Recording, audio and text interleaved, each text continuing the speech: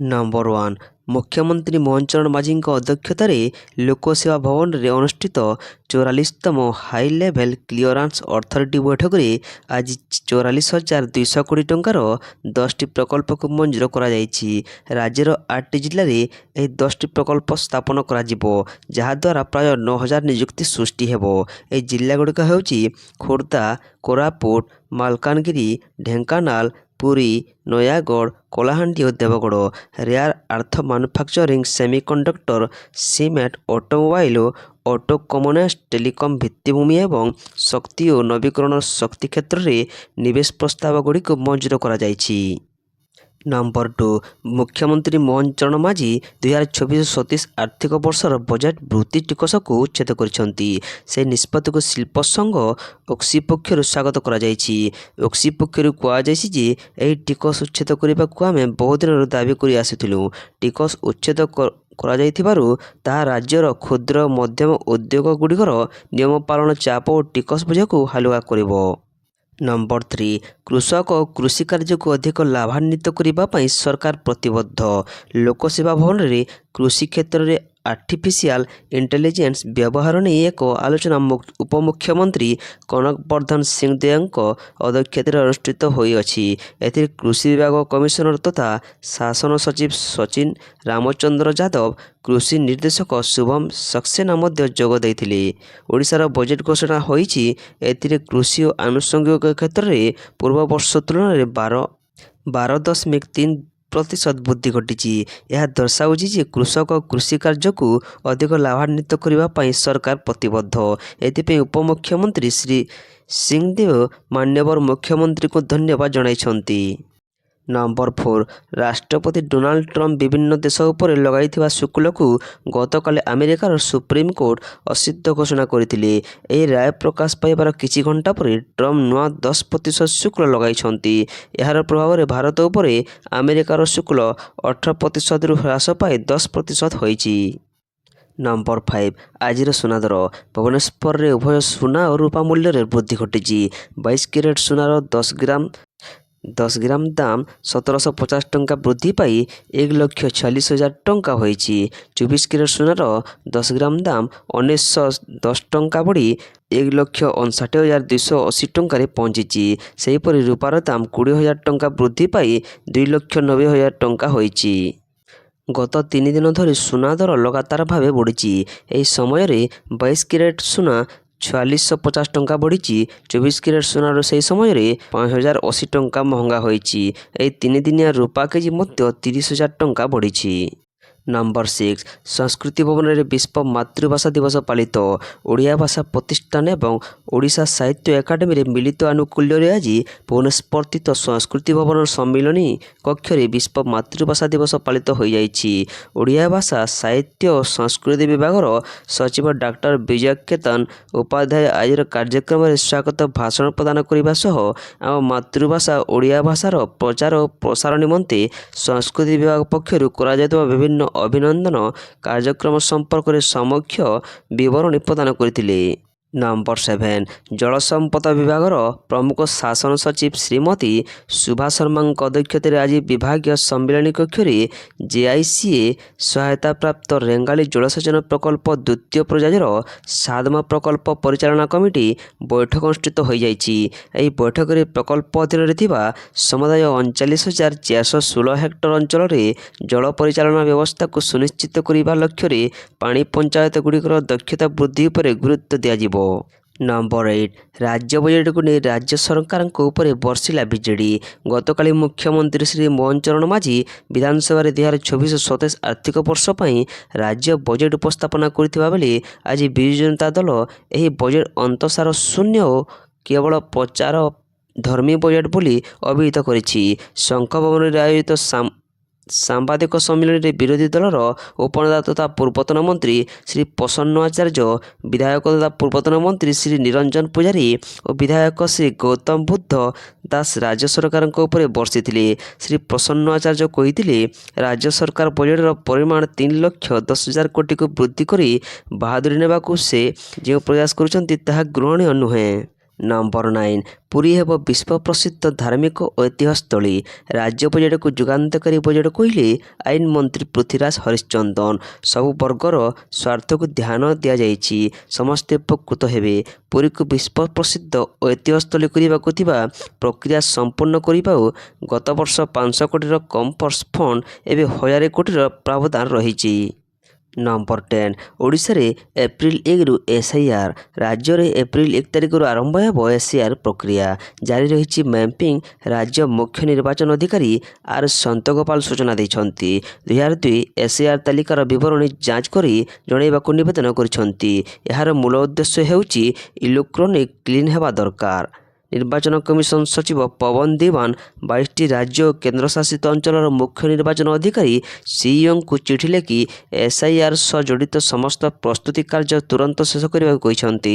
ଚିଠିରେ କୁହାଯାଇଛି ଯେ ଅବଶିଷ୍ଟ 22 ରାଜ୍ୟ ଓ କେନ୍ଦ୍ରଶାସିତ ଅଞ୍ଚଳରେ ଏପ୍ରିଲରୁ SIR ଆରମ୍ଭ ହେବାର ସମ୍ଭାବନା ରହିଛି। ନମ୍ବର 11 ମୋଟା କାଗଜ ଖୋଳରେ ମିଳିବ ମଦ। କାଚ ବୋତଲ ବଦଳରେ ଫୁଟି ଭଳି ମୋଟା କାଗଜ ଖୋଳରେ ମିଳିବ ମଦ। ସୋନା ମହାକୁଡ଼ଙ୍କ ପ୍ରଶ୍ନରେ ଅବକାରୀ ମନ୍ତ୍ରୀ ପୃଥ୍ୱୀରାଜ ହରିଚନ୍ଦନ ଉତ୍ତର ରଖି କହିଛନ୍ତି, କାଟ ବୋତଲ ପରିବର୍ତ୍ତେ ଟେଟ୍ରା ପ୍ୟାକ୍ ବ୍ୟବହାର କରାଯିବ, ଯାହା ପରିବେଶ ସୁରକ୍ଷା ପାଇଁ ଆନୁକୂଲ୍ୟ ମଧ୍ୟ ଅଟେ।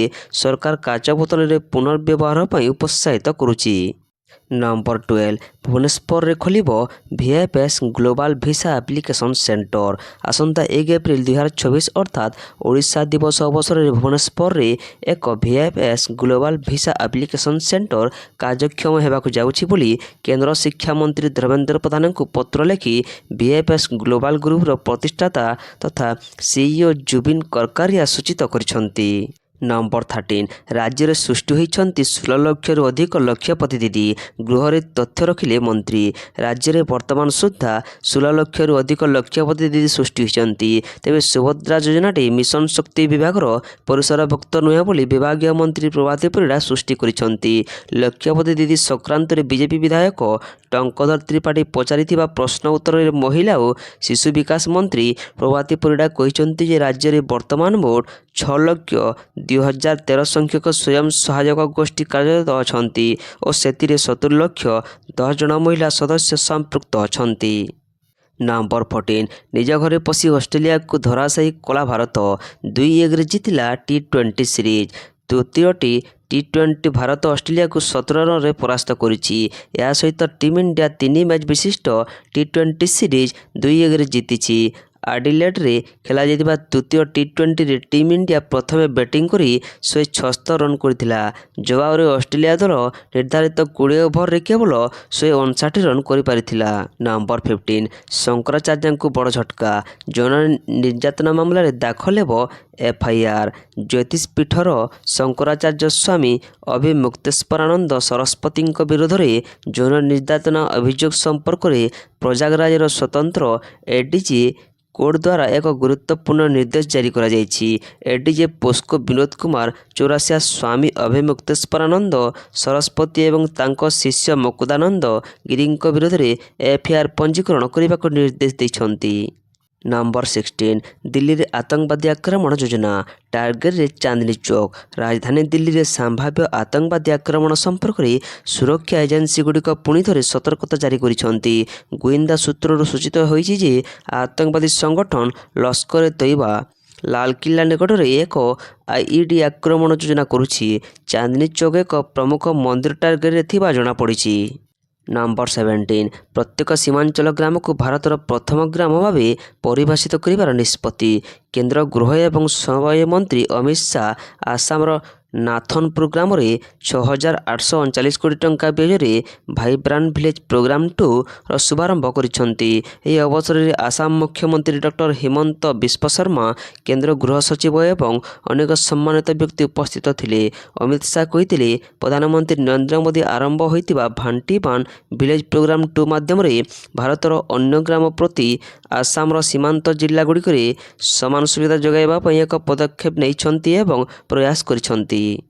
ନମ୍ବର 18 ବର୍ଷା ଧୋଇ ନେଲା ପାକିସ୍ତାନ ନ୍ୟୁଜିଲାଣ୍ଡ ମ୍ୟାଚ୍। ଚଳିତ 2020 ବିଶ୍ୱକପ୍ ସୁପର 8 ପର୍ଯ୍ୟାୟ ବର୍ଷା ବିଭ୍ରାଟରୁ ଆରମ୍ଭ ହୋଇଛି।